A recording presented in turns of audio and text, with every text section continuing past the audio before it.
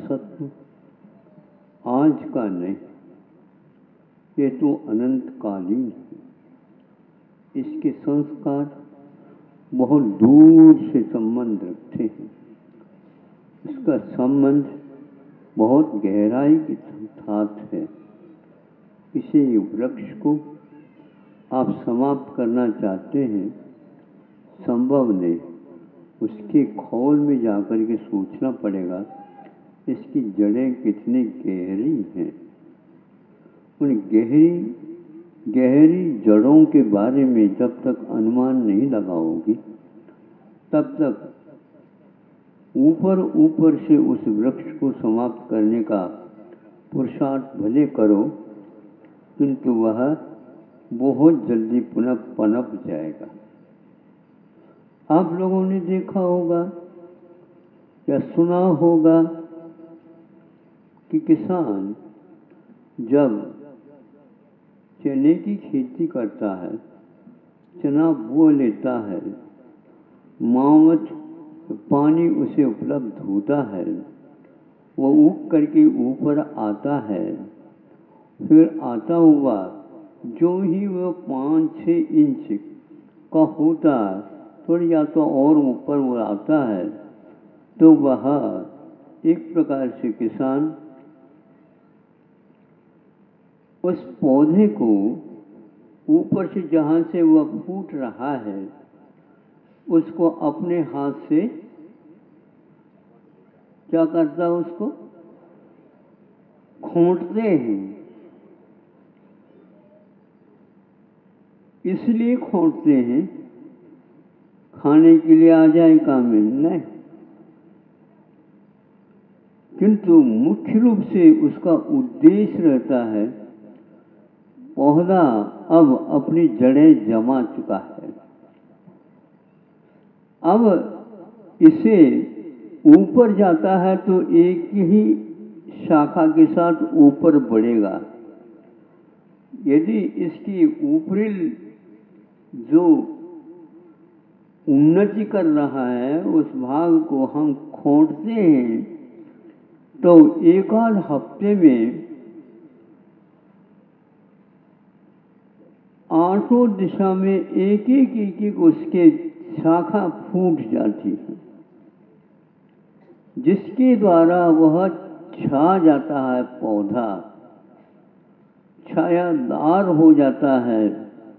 फिर 10-15 दिन नहीं हुए उसमें फूल आदि आना प्रारंभ हो जाता है। वह उखड़ा नहीं, और उखाड़ना तो चाहता नहीं वो, किंतु वो बाद में चाहेगा जब फसल आएगी तो उसको उखाड़ेगा, जब अपने आप ही सूखने लग जाता है। आप क्षमा के विरोधी पक्ष के बारे में कुछ सोचा? यूं हाथ पर जोड़ दिया, क्षमा क्षमा क्षमा। एक क्षमा का यह स्वरूप नहीं है। कितने भी बरस जाए फिर भी स्वयं न बरसे, यह अपने आप में बहुत महत्वपूर्ण है। आप लोग गरजते बहुत हो, बरसते कम हो। जो गरजने वाले होते हैं वो बरसते नहीं हैं, और जो बरसते हैं वो गरज भी कर लें, गर्जन भी करें, तो भी लोग कहते हैं अच्छा है, ये वादन है अथवा ये बाजा है, क्योंकि यह कार्य भी कर रहा है। बिजली का चमकना और वह उसका गरजना, वर्षा का मूसलाधार होना, यह अपने आप ही सामने इसका कोई जवाब ही नहीं होता। उन महान संतों की यह कृपा है, तो इस प्रकार की उन्होंने साधना अपने हाथ में ले ली, और यह समझ करके जान करके ले ली। इसका उत्तर क्या है? तो उसका उत्तर नहीं है। लिखित रूप में जो उत्तर होते हैं महत्व तो रखते हैं, किंतु उसमें बहुत कुछ सोचने के लिए मार्जिन गुंजाइश रहती है। हाथों हाथ उत्तर नहीं लिखे जाते, किंतु जो व्यक्ति हाथों हाथ उत्तर देता है उसको सोचने के लिए समय ही नहीं मिलता। उससे भी आगे का कदम यह है कि सोचना भी नहीं और लिखना भी नहीं, तो प्रयोग करना होता है। तो उस समय सभी लोग उसको देख करके हैरान हो जाते हैं, ये व्यक्ति कैसा है, इन दोनों को गौण करके प्रयोग कर दिया। इस प्रयोग के बिना हम उस क्षमा का स्वाद और क्रोध के ऊपर जो मार पड़ना है वह नहीं देख सकेंगे। बड़े बड़े योद्धा रणांगन में कूद पड़ते हैं, वो कभी भी क्षमा धारण नहीं करते। और आप क्षमा की बात कर रहे हैं। वह विजयी बनना चाहते हैं, मरण से कोई उनका संबंध ही नहीं। मरण होना होगा, ये जो नश्वर काया तो है। जो तैयारियां, जो लक्ष्य बना रखा है, समय आया तो प्रयोग करने के लिए तैयार हो जाते हैं। क्रोध अतः उनका क्षमाधारियों के पास या नीति न्याय के साथ जो चल रहा है उसके ऊपर यदि अन्याय करता है तो व्यक्ति के ऊपर वह टूट पड़ते हैं। उसी प्रकार अब आपको देखना है कि क्षमा का प्रतिपक्ष कौन है। प्रतिपक्ष तो कोई है ही नहीं, दिखते नहीं। जो दिखते हैं उन्हीं के ऊपर हम टूट पड़ जाते हैं। आपको कभी भी विजय प्राप्त नहीं होगी। एक वर्ष में विजयादशमी तो आ जाती है, लेकिन जीवन में विजय प्राप्त नहीं होता। भरत चक्रवर्ती ने 6 खंड के ऊपर दिग्विजय के माध्यम से प्रभुत्व पाया, सार्वभौमिकता अपना ली, किंतु बातों बातों में उनका क्रोध क्षमा के पक्ष को तोड़ता हुआ आगे बढ़ता है। उनके मन में कितने क्रोध का आवेश होगा हम नहीं कह सकते। इसीलिए आप लोगों को एक दिन क्षमा के बारे में सुनते हो, प्रयोग भी करते हो, उस प्रयोग को आगे बढ़ाने का उपक्रम करो। क्योंकि जो बाहर का हमारा प्रयोग हो रहा है वो प्रयोग अपने से अलग क्षेत्र में हो रहा है। दूसरे के क्षेत्र में आप जाकर के विस्फोट करोगे, वहां के खनिज पदार्थ आपको उपलब्ध नहीं होंगे। अपने क्षेत्र में आप करेंगे तो खनिज पदार्थ आप लोगों को उपलब्ध हो सकते हैं। और उसके लिए आपको सोच विचार करके विस्फोट करने की आवश्यकता है। ऐसे निश्चय करके ही साधु लोग क्रोध करते हैं अपने किए हुए कर्मों के ऊपर। क्रोध के ऊपर आप क्रोध की पहचान तो कर लो, कहाँ से कौन से रास्ते से आता है। और आज इनको समझा दो कि बहुत क्रोध करते हैं। अच्छा, तो आप निकट रहते हैं क्या? हाँ, इसीलिए तो हम कह रहे हैं हम देखते आए हैं कितनी हानि हो रही है, सभी दृष्टि से हानि होती है और बाद में पश्चाताप भी करते हैं। हमने बहुत बार समझाया, ये मानते ही नहीं। और आप मानते हैं? बोलो।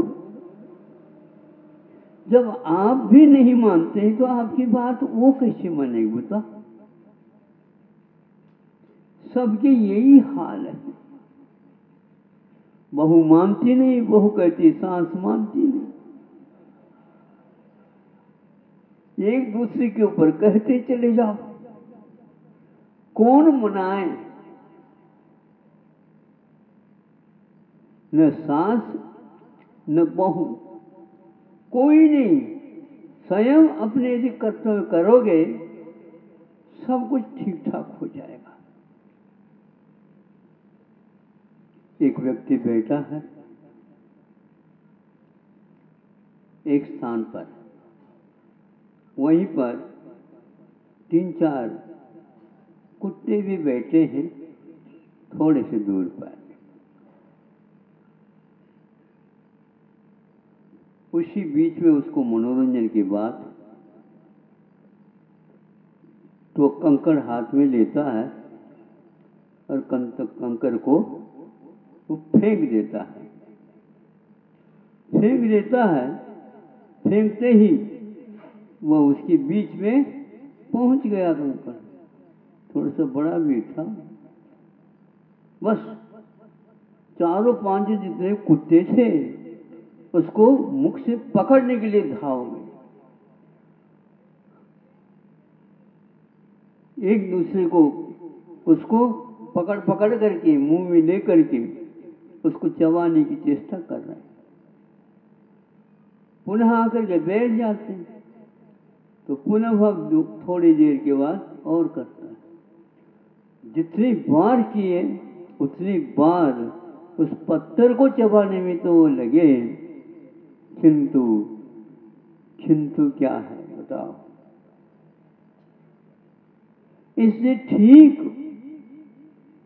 सिंह की प्रकृति होती है। मचान पर बैठा है और सिंह भी नीचे बैठा है। उसने सोचा इसको भी थोड़ा, क्योंकि मैं ऊपर हूं, इधर उधर वह देख रहा था, उस समय उसके पास से एक कंकड़ फेंक दिया। फेंकते ही वो दूर जाकर के गिर गया, रुक गया पत्थर। सिंह ने उस पत्थर को चबाने के लिए आगे नहीं बढ़ा, किंतु जिस ओर से पत्थर आया था उस ओर मुड़ करके देखता है तो मचान के ऊपर बैठा हुआ कहता है कि अब तो बोलो क्या होगा। आपस आ गई,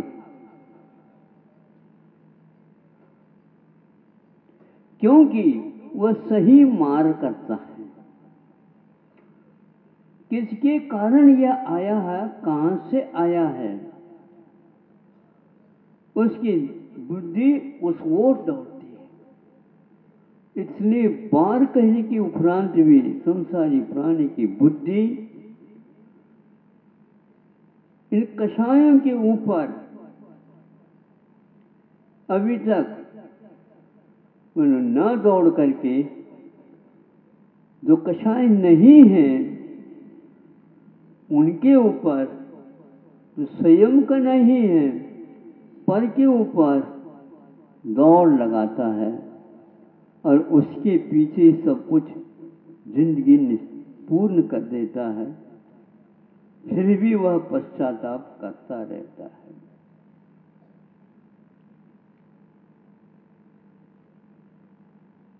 सिंह वन में रहता है और जहां कहीं भी उसको बंद कर दिया जाता है तो भी उसके गले में कोई भी बंधन नहीं बांधते। पिंजरा वगैरह रख देते हैं और उसी में वह कभी इधर इस ढंग से टहलता रहता है। देखा तो ये इसकी टहल अभी भी बरकरार है। राजा महाराजा हवा खाने के लिए जाते हैं तो ऐसी स्थिति है इसकी। वह इस प्रकार अधीनता को स्वीकार नहीं करता है। उसकी यह वृत्ति अपने आप में बहुत अद्भुत होती है। जैसे जैसे समझ में हमें आता है, ये वेग और आवेग, उद्वेग आदि को ये अपने आप ही शांत होने लग जाते हैं।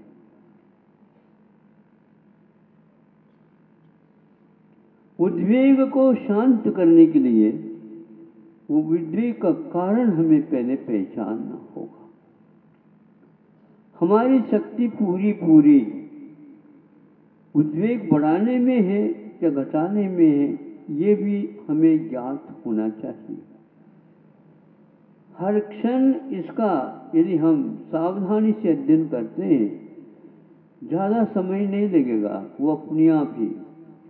जो आप कहते हैं बहुत दिन की संस्कार और आदत है, ऐसा कुछ नहीं है। कोई भी आपको आदत पड़ती है तो यह आदत है, तो वो छोड़ना, यदि संकल्प करते छोड़ना है हमें, निश्चित बहुत जल्दी उसको आप छोड़ दोगे। इतना ही उसके पीछे शर्त है, ये हमारे लिए हानिकारक है। अथवा इसको मैं यदि नहीं छोड़ सकूंगा तो आगे जाकर के मैं क्या छोड़ सकता हूं। यहां तो सीमा के साथ छोड़ने की बात ही नहीं होती, यहां पर प्रतिशत की बात ही नहीं होती। इस परीक्षा में तो हमें नंबर ले आना है 100%, पूर्ण होना चाहिए। अब धर्म की बात करते हो,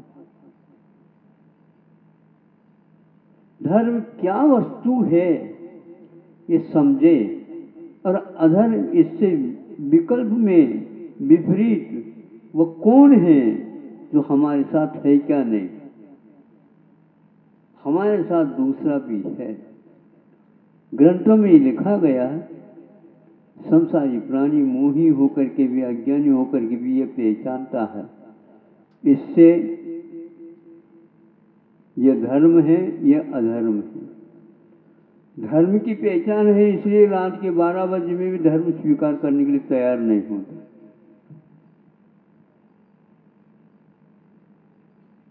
चोरी करना बुरा है, इतना तो जानता है,